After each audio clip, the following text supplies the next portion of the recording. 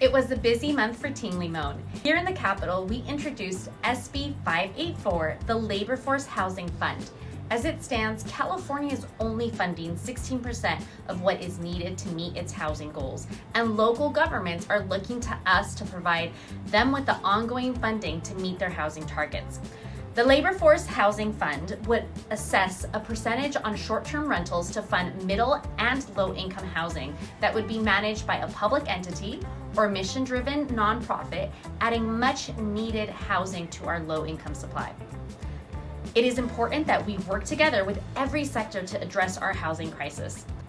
My legislation to expand voting to some 4 million eligible voters was chosen as one of the Latino Caucus priority policies for this year at a press conference highlighting the impacts made by Latinos in the legislature for over the last 50 years. While there is much to be done to bring true equity to our communities, ensuring all eligible voters have an opportunity to exercise their rights is a critical piece of that puzzle.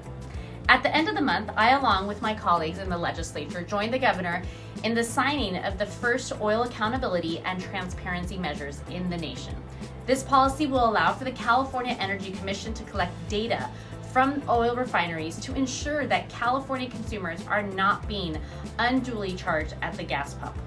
Before the month ended, I hosted a State of Childcare Town Hall with local childcare providers to hear firsthand from workers and providers what they need in order to bring reliable and affordable care to our communities.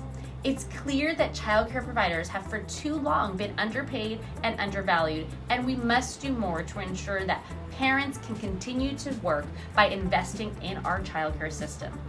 If you have questions, please don't hesitate to reach out to my office, and be sure to check out the resources we have listed at the end of our newsletter.